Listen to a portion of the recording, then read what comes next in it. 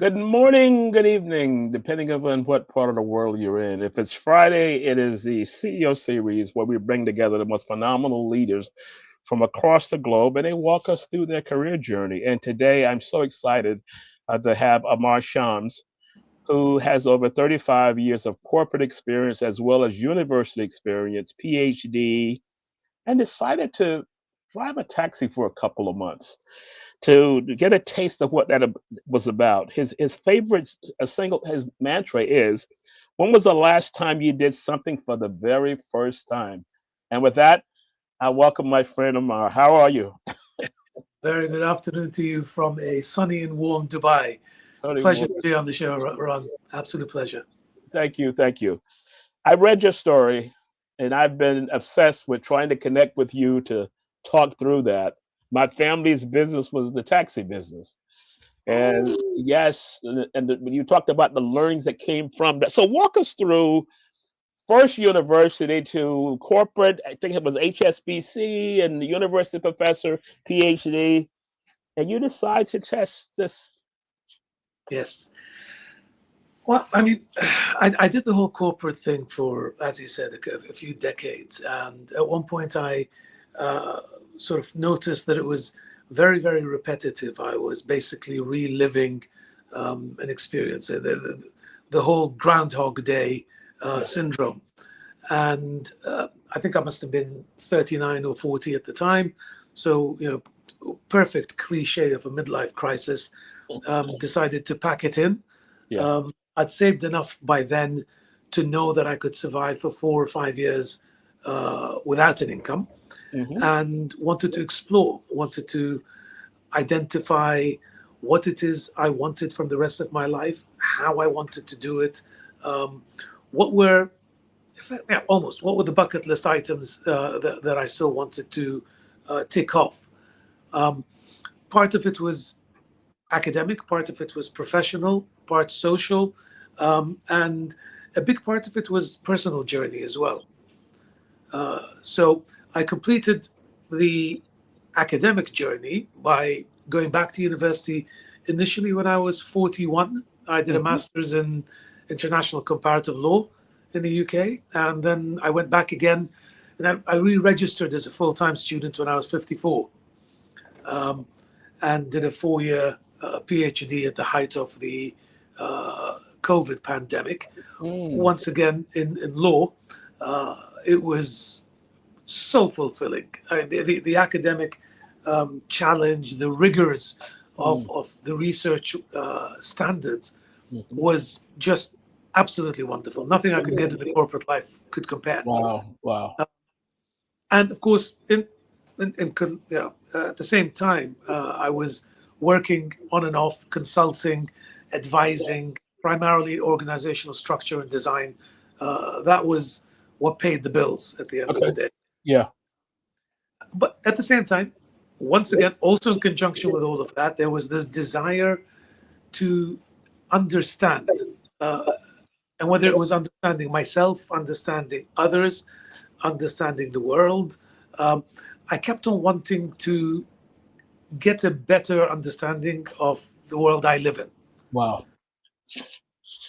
So I did alternative things. I basically agreed with my wife that we would, if anything was potentially interesting, adventurous, we would do it.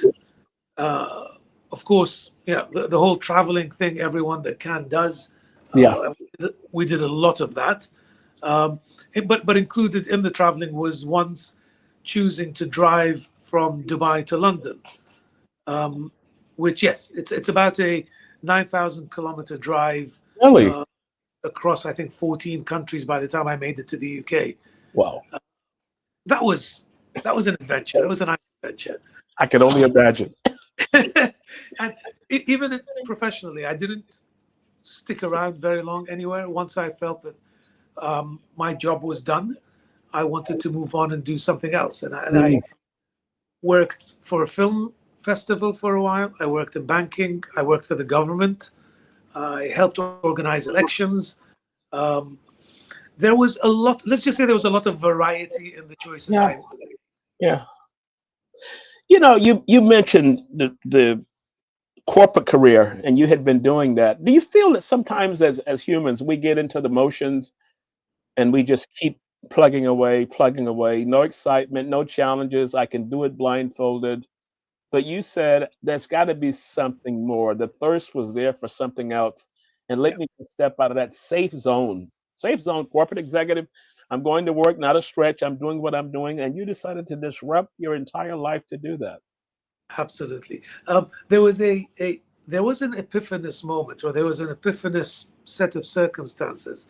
Um, in 2003, so this is that stage where I Yeah. was almost 40. My father, who to me was the most significant man of my life, the person I forget loving him and admiring him. I Hmm. thought the world of everything he stood for. And he had a stroke, a debilitating stroke, Oh, wow. that left him unable to talk or to walk. And he lived in that helpless condition for 12 years. Um, Really? but it triggered a question about, because I knew that all he had to keep him company, besides us being physically around him, what he had potentially were his memories. And I wanted to make sure I created as many memories as I could for myself, Wow. so that if and when I'm ever in his situation, I'll be able to smile to myself very, very often. Because you're reliving what you've gone through and you explored and you've done all these kinds of things. Exactly. At work, it got to the point where, today's the 13th of June. I can tell you exactly what's going to happen on the 13th of June every year in Mm, the organization, whether it's, particular milestones, targets, objectives, yeah. reviews, whatever it is, reports. It was repetitive, no longer challenging, Hmm. and I would, yeah, I would even say it was no longer enjoyable. Yeah. Uh, and then you wonder what's going to break that. If I don't walk away, what will make that change? Hmm. Hmm. Um, so initially, I walked away without a plan until I was able to better know myself, Hmm. better know what I wanted, um, and better understand how I wanted to live the rest of my life. I think it took me a couple of years to finally create my filters Yeah. for uh, how I would make my choices in the future. Wow. Walk us through the taxi part because I found that so interesting. Everything you've said is interesting, but I found that so interesting. I want to explore that. And I've driven taxi for my getting my license all the way through college, so I understand the conversations and all that. Walk us through that piece.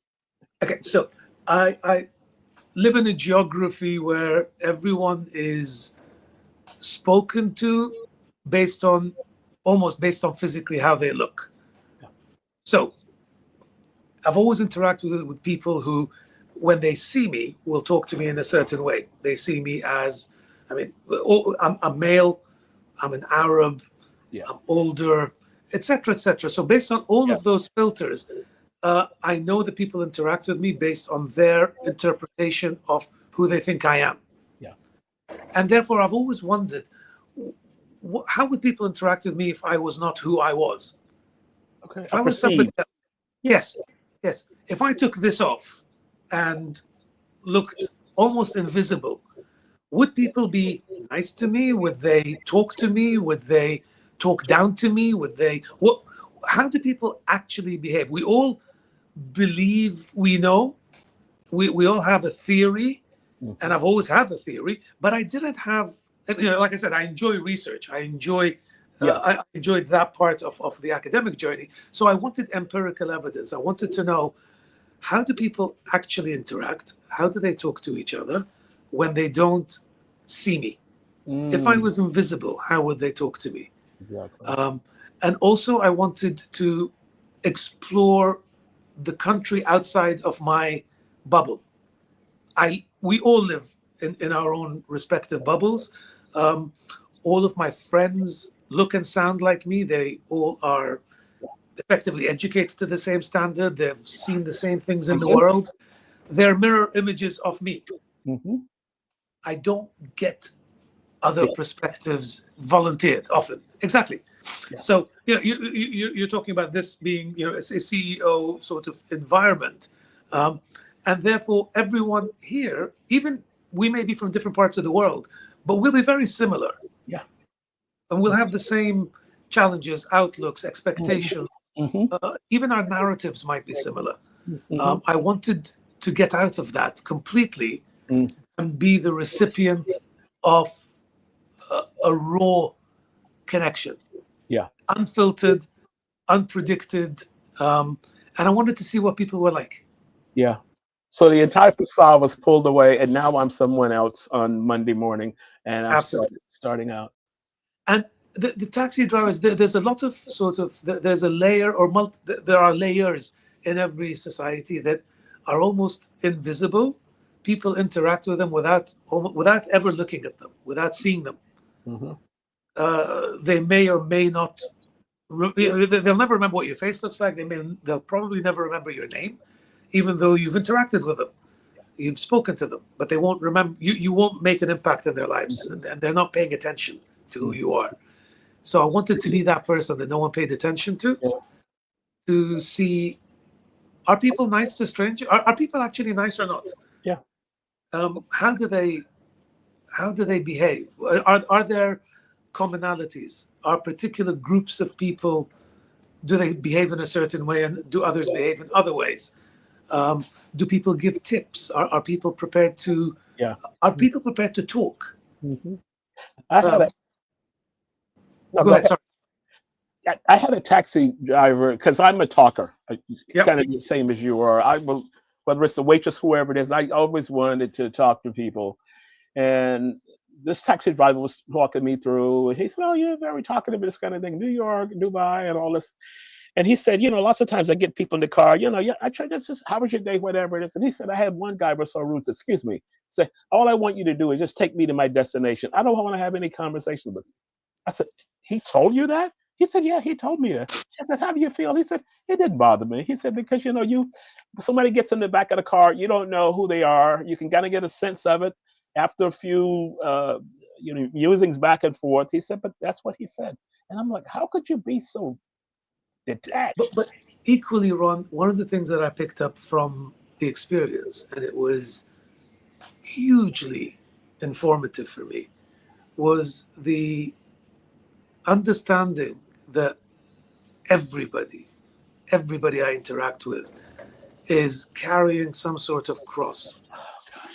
Right? Everybody is dealing with their own issues, Mm-hmm. and some are. You catch people on really awful days. You catch people with challenges. I had passengers who cried when I spoke to them. Mm. I had passengers who shared with me the sort of secrets that you ought to only share with your therapist and your priest. Mm-hmm. And every single one of them taught me that, or taught me to appreciate that every single human being It's is carrying. going through something, Yeah. and that I ought to also be appreciative of other people's challenges. Yes. So if someone's having a rough day and they don't want to talk, I keep my distance. I Yeah. respect that now. Um, when I'm in a good mood, they don't need to be in a good mood, and when I'm in a bad mood, they don't need to be in a bad mood. They're living their reality. I'm living mine, Mm-hmm. but Mm-hmm. we're sharing space. Mm-hmm. We're Wow. sharing, our especially in a taxi, you're sharing a very limited Yeah, space. small space for X amount of time. Exactly. But the biggest appreciation I developed was this understanding of people living with, or being on their own Calvary. Mm. Sorry. A lot of I went to a Catholic school in Dubai when I was a child, so Oh, you did? there's a Okay. lot of there's a lot of comments here that might cross over into different faiths. Mm. You mentioned, in that article I was reading about, because I do a lot of research before I have somebody on. You said my colleagues taught me about life, Yeah. fellow drivers, but my passengers taught me about human nature. That is that is a hell of a statement. My colleagues I lived with, I would spend every day with them. I mean, especially during our training, we spent 2 weeks together 10 hours a day every day. I got to know their challenges, how they came to choose to be taxi drivers. Mm-hmm. And by the way, so I was in a class of 35 people that aspired to be taxi drivers. Um, there were at least 8 university graduates with engineering degrees. Wow. 2 were card carrying members of the Egyptian law union. There were, I think, 2 graduates of communications, 1 of Islamic studies, but they were all university graduates. Some had owned businesses Wow. that had failed during COVID, and they were all choosing to restart their lives driving a taxi, but accepting it as an aspirational step on their journey. For all of them, they were doing this as a step on their journeys, but they were willing to accept the change to their circumstances with a lot of dignity, focused on what they needed to do for their families. Mm-hmm. It was humbling beyond words to see how much and how dedicated all of my colleagues were Mm-hmm. to making sure their family had a better life than they did. Yeah. And they were willing to accept anything to achieve that goal. They were willing to accept doing absolutely anything. Wow. That's a mindset I find in the Middle East for some reason. People are doing things, but if you get into that background, it's totally different. Whereas in the US, they would be seen as a failure and everybody would see them as a failure, and all of this outside pressure would be there. But to be that grounded to say, okay, life threw me a curveball, let me step back, let me try something else. For now, I'm going to go and do this for a period of time, save, do whatever I need to do. But my game plan is 2 to 3 years out. I may switch back to do something else. Exactly. That to me, so to me, that's strategic thinking at the ground level. And it's the sacrifice individuals are prepared to make for, this whole utilitarian approach to wanting to do something for the greater good. Yeah. They wanted to do something for their families. They were sacrificing their own lives effectively on behalf of their families, whether it was their parents that may have been unwell, their kids that needed to get a private education, sisters that needed to get married. All of them were sacrificing. Not a single one of them was doing what they were doing for themselves. They were doing it for somebody else. And that sense of sacrifice is very humbling to observe, not sort of theoretically, but to actually taste it, to feel it, to interact with it. Yeah. And that's something. I mean, one of my co-drivers. This story is worth hearing, by the way, because I'm still in awe of this guy. It was Eid for us. Eid is an Islamic equivalent of Christmas. It's the end of Ramadan. We're celebrating, and he and I were exchanging shifts. So I was taking the car from him, and he said, "By the way, my family wants to wish you Eid Mubarak, the equivalent of wishing you a Merry Christmas." So I said, "Oh, great. Let's FaceTime them." And he said, "I'll do the translation for you." And I was taken aback because I said, "But wait a minute. I mean, I'm an Arab. They're Arabs. We can talk to each other." And he said, "No. Both of my parents are hearing and speech impaired, and I will sign language for you." I thought, "Oh, that's very good." And I was talking to his parents through him. He did the sign language on my behalf and interpreted their sign language back to me. And at the end of the conversation, that wasn't the interesting bit. So, this cab driver is, a university graduate, does sign language. Everything's reasonably impressive so far. But then I asked him about the rest of the family. How do they, are they all able to sign language? What about his kids? And he said, "Oh, my kids have to because," he said, "my wife is also hearing and speech impaired." And I thought, that's strange. And he said, "Yeah, because," okay, so we do a lot of arranged marriages in the Middle East. He said, "When it was time for me to get married, I told my mother I wanted someone that was hearing and speech impaired because I knew no one else would marry them." He said, "Because I'd seen how people treat my parents, that they're not so much shunned, but they're almost outcasts. They're outside of Yeah. normal life. He said, if a young lady is speech and hearing impaired, she'll never get married. He said, so I chose to marry within that community because if I don't, who would? Mm. What do you say to a guy that's like that? I mean, you're in awe of how people choose to live their lives. I had an interaction, and I'm very good friends with the CEO of Deaf Pakistan. Okay. And it was the same kind of story. He and his wife were both teachers living in Pakistan, and they had their first child was born deaf. Yeah. No schooling, nothing, because the school system wasn't set up for that. And he decided to start our school, well, start training for other kids. And when he surveyed, there were a lot of kids. One corporate executive gave them kind of a boardroom that they could use every afternoon. They grew from there, grew from there. Now, Deaf Pakistan is 300 to 400 employees Amazing. across Amazing. Yeah. because of because of a situation Yeah. This is where you see people taking a challenge and rising above it above it. rather than allowing it to take them down. And for this guy to be seen by maybe some of his passengers or the rest of the community, as you said, when people think, oh my God, you couldn't do anything else, you're driving a cab. And I said, no, no, no, no, no. This is a better man than I will ever be. Those are the kind of stories. You have a book here. You know that, right? I'm sure that there's something there. There's a book.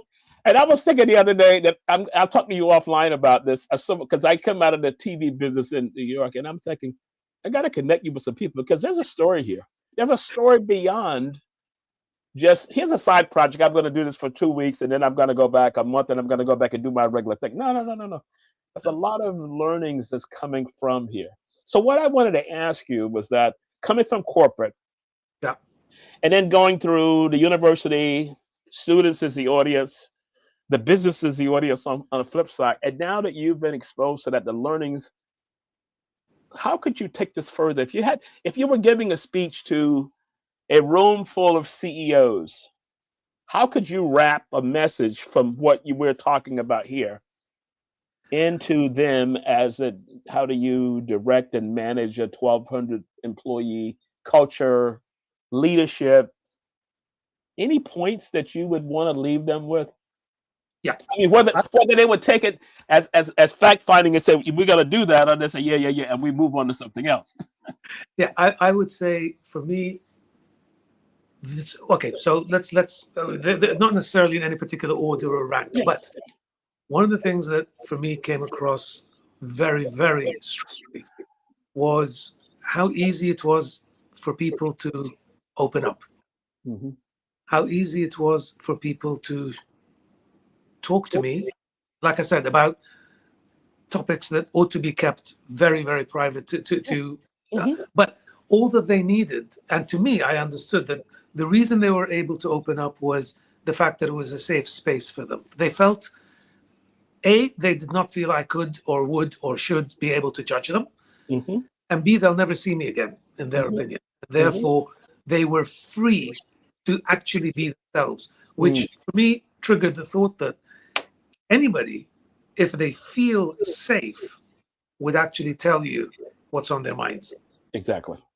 What stops them from sharing their innermost thoughts, even with family? I mean, one woman told me stuff that she hadn't told her husband about how she felt about her job and about her life, Hmm. right? So the only reason is because the feeling that if they talk and they're judged, or they're talked with somebody who has a vested interest, who might challenge, who might, uh, they will not. But when they feel safe, when they feel that they're not going to be judged, they will let you into their innermost secrets.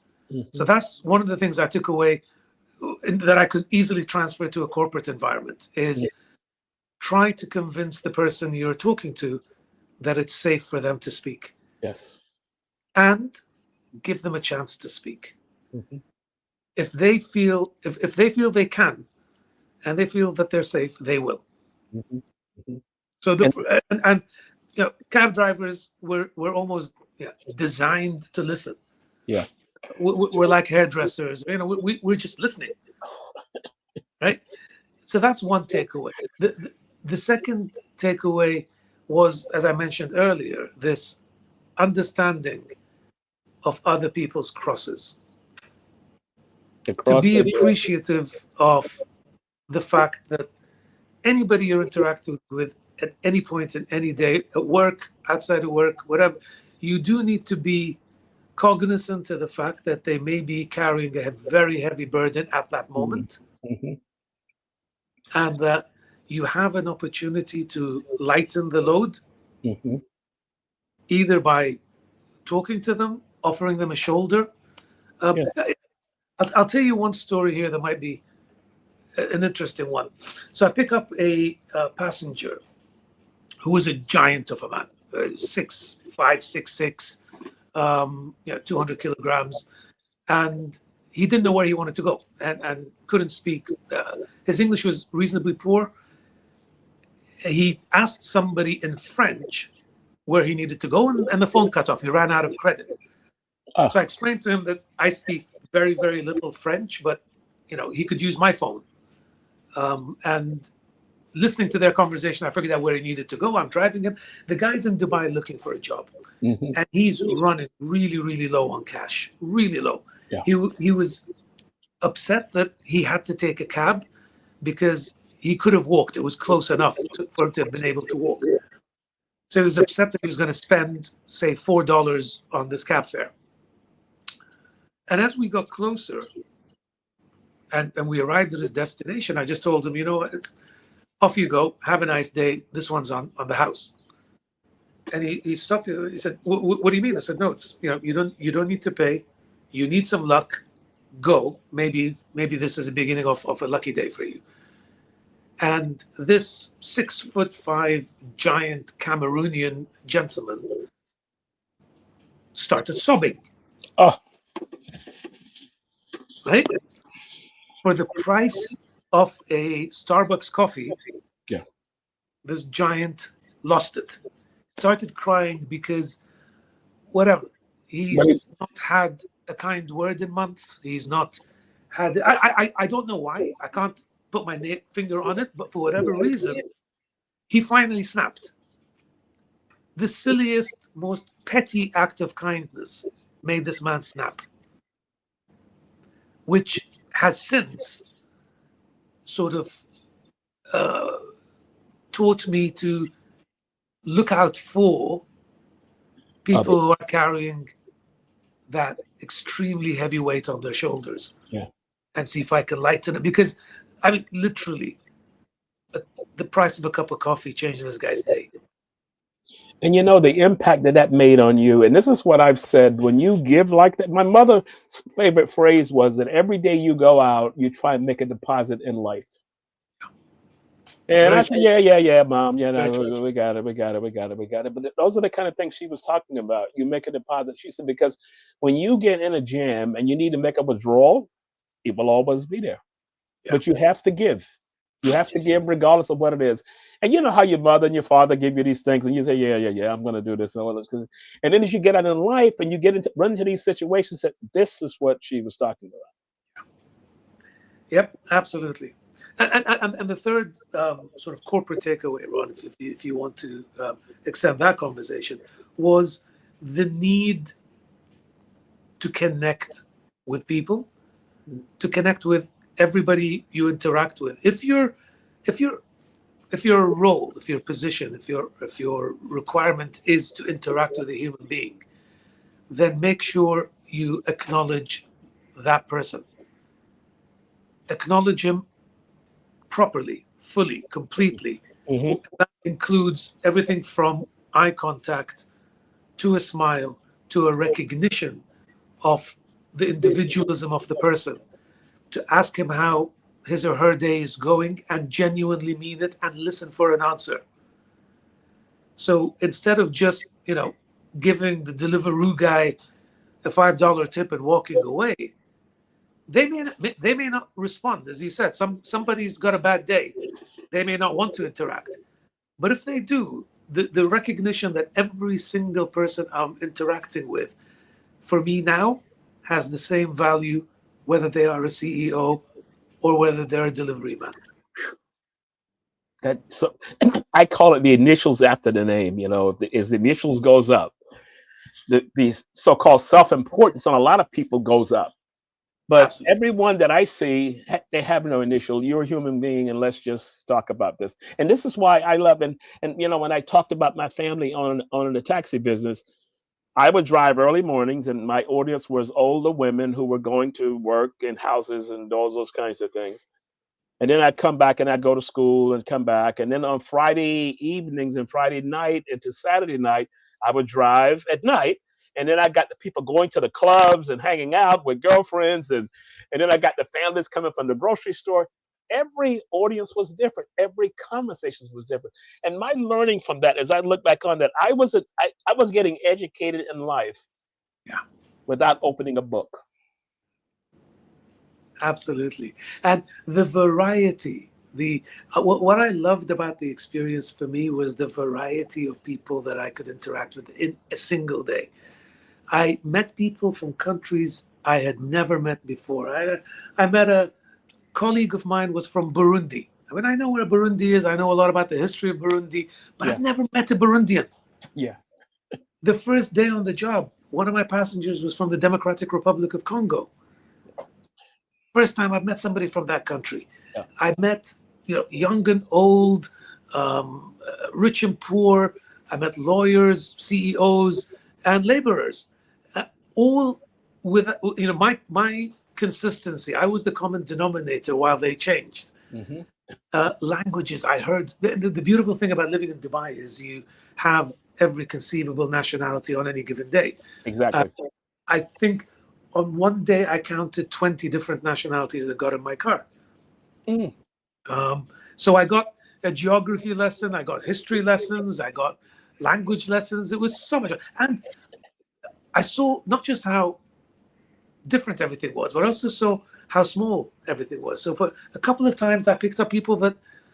Okay, so here's a fun one. I picked up one passenger who'd been in Dubai for God knows how long. So I told her, I said, I'm sure our paths must have crossed at some point because the world is a small place. I wanted to explore the thought that the world is a small place. I always wanted to see if I could find how many connections did I need. yeah, yeah. How many degrees of separation was I from somebody? Hmm. And it turns out that in 1983, the first time I had visited the United States, I had stayed at her cousin's house in Los Angeles, Wow. right? Because so she told me which community she was from. I told her people I knew from her community that lived in Dubai. Her husband, no, her father and my friend's father had been partners, etc., etc. And I had lived with her. I'd stayed at her cousin's house in LA, 40, 42 years ago. Mm-hmm. That's how small the world can be if you make the effort to find that connection. I think if you and I try, within 10 minutes, you and I will form a connection on some basis. We will have visited the same place. We will have read the same book. We would have maybe known the same people. But the connections are there if we look for them. Hmm. Hmm. And I challenged myself over and over again to make connections, to see if I could make a connection with a total stranger. I think three-quarters of the time I was able to. Yeah. I stayed in a hotel in Dubai for apartment hotel as I was going through transition, and someone mentioned to me, said, "You know everybody here." I knew every cleaner. I knew everybody on the front desk. I know what time the shifts changed. I would stop in. Sometimes I'd be coming in from work, and I'd lean across the counter. I knew everyone. How do you know everyone in here? I said, I just ask.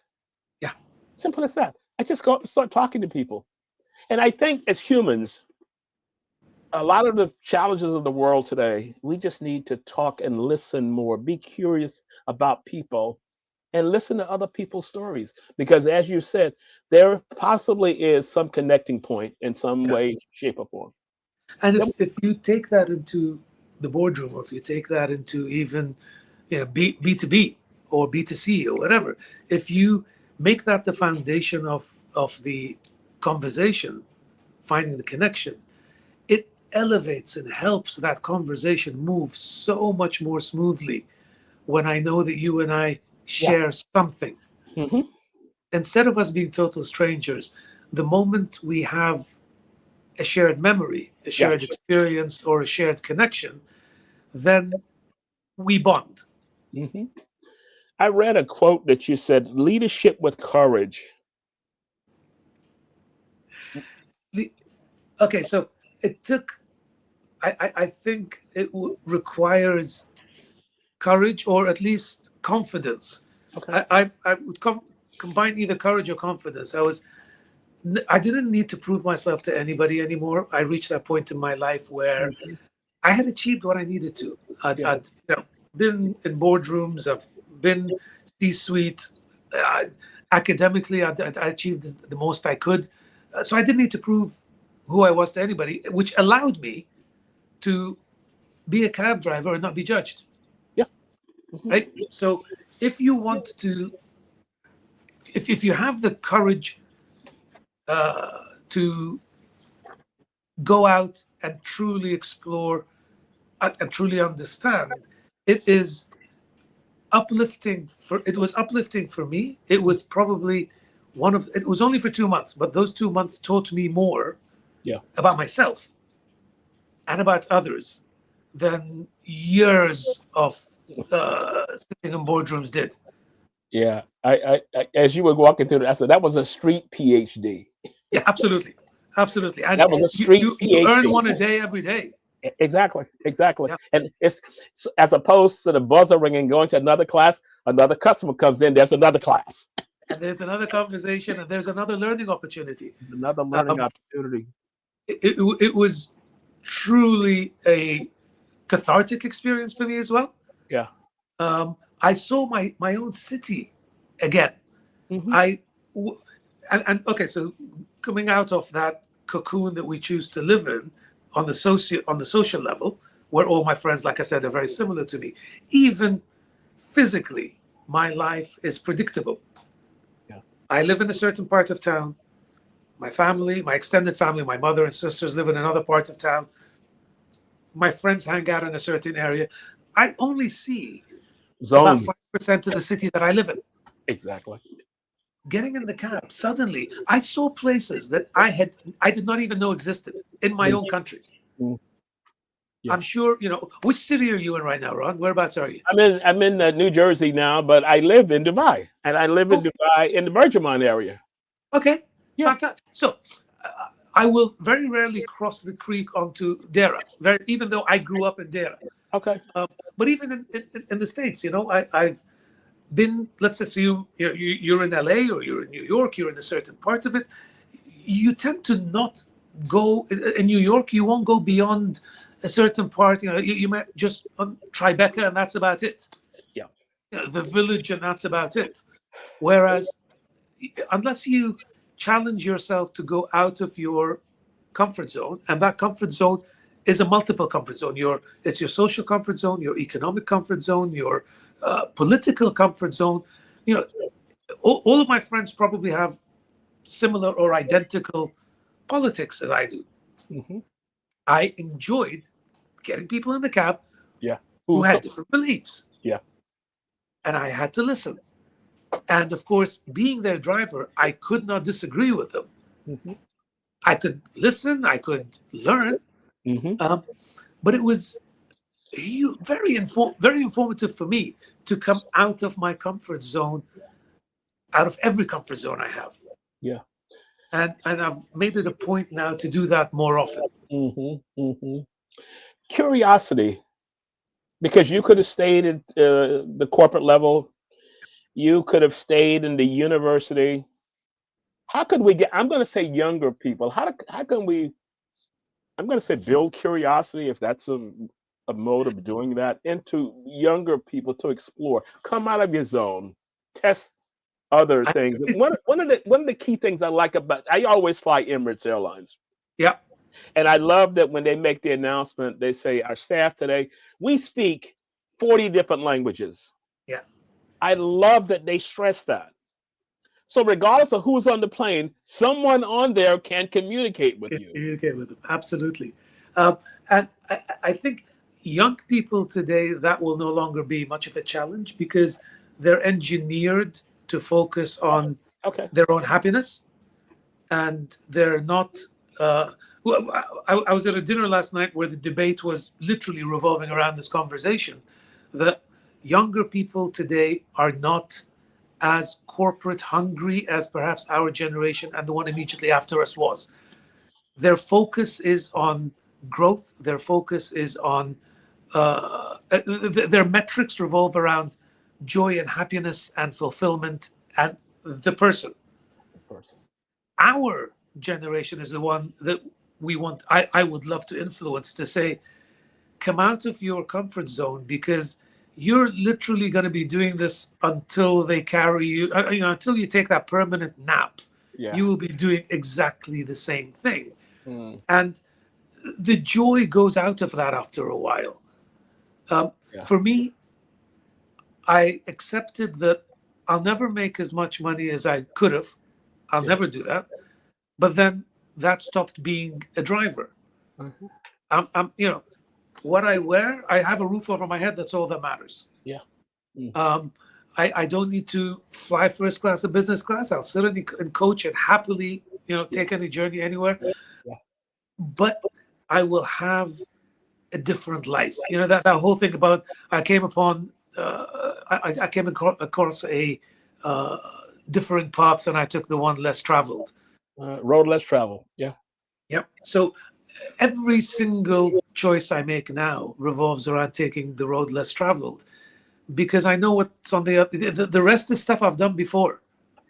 It's monotonous. You're going through the same Yep. you go through the Yep. same steps day in, day out. Nothing changes and all that. So one key point I wanted to talk to as we begin to close out. I I sometimes I read everything. So I'm reading the business news and I see Jamie Dimon, who's this, Yep. Know who he is. Yep.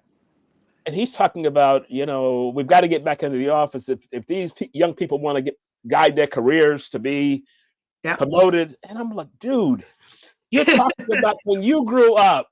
No one is looking for that anymore. Yep. The thing is, and we have literally you sounds like you were at our conversation last night because we were talking about yes, maybe for 5 or 10% of the young people today, whatever percentages is, there's no data to support this Yeah. statement I'm making, but a percentage of people want to succeed commercially. Good for them. If that Hmm. make if that rocks their boat, I'm happy for them. Hmm. But there's a lot of people that no, they want to do a job to pay their bills. Yeah. Their life is outside. So I still remember when I first joined the bank on day one. They get this is back in the day when there was Blackberries, and they gave me a BlackBerry. Yeah. I was like, "What's that for?" They said, "No, so you can uh, write emails and stuff." I said, "No, but I got my laptop." And they said, "No, no. What about when you're outside of work? When you're at home?" I said, "But when I'm at home, I'm not going to work. I work to support my life outside the office. My Yeah. life is outside. Yeah. I want to be with my partner. I want to be with my wife. I want to be with my kids. I want to be with my family, with my friends. If work dominates my personal life, I'll take a step down. Yeah. I'll get a lower job. I'll live in a smaller house. I'll drive a smaller car. But what I want is time to live my life with the people I choose to be with. Hmm. And some corporates, but the thing, because they're measuring other people by their own Own choices. standards. Yes. Yeah, if they're career driven, good for them, but that doesn't mean everyone else is. Cool. And that goes back to this idea of listening to people, Hmm. allowing them to speak. So you better understand what is it they want. Don't superimpose your standard expectations, philosophy onto people until you hear them out, just in case. I knew that this session was going to be impactful. So I want to thank you so much. But I have one question to ask before we break away. When you look back over your career, and if you could go back and talk to your younger self, Yeah. corporate executive first day, I'm going to rise. I'm going to get all the initials after my name. I'm going to do all. What advice would you give to your younger self? I would have started this earlier. Okay. I would have started this philosophy earlier, but perhaps I wasn't ready for it then. It happened when it happened because of circumstances. Things happened that triggered this. Like I told you, my dad's stroke put life into focus for me. Yeah. And I had spent 17 years in a phenomenally comfortable job, comfortable company, making buckets of money, and not being challenged intellectually at all. And that could have gone on forever. I could have done that indefinitely until, I took that permanent nap. But I think if I spoke to my younger self, I would have told myself, get out earlier, because there is only ever going to be one shot at this. Yeah. Every day is the one time you're going to live. Today, this is the only time I'm going to live today. If I don't get the most out of it, it's gone, over. Wow. And I need to make that choice every day to get as much as I can out of it, because I'm at that twilight stage. Yeah. And while I can still walk, run, stand, eat well, while I can still physically do things, I saw what life can be like when you can no longer do it. I want to be able to do as much as I can while I can. Anchor point. Wow. Ammar, thank you so much for making. Thank you so much for this opportunity. I hope I didn't bore anybody, because I think. Oh my goodness, no. So what I want you to do is hang on, because I want to talk to you about some things that's going to happen next week. And I'll see you when I get back to Dubai. We have to do coffee, dinner, whatever it is when I get back. Done. My man. Thank you so much. Thank you. God bless. Thank you. Take the CEO series with you anywhere, anytime. All episodes are now available on Apple Podcasts, Spotify, and major streaming platforms. It's not just an interview. It's a masterclass in leadership.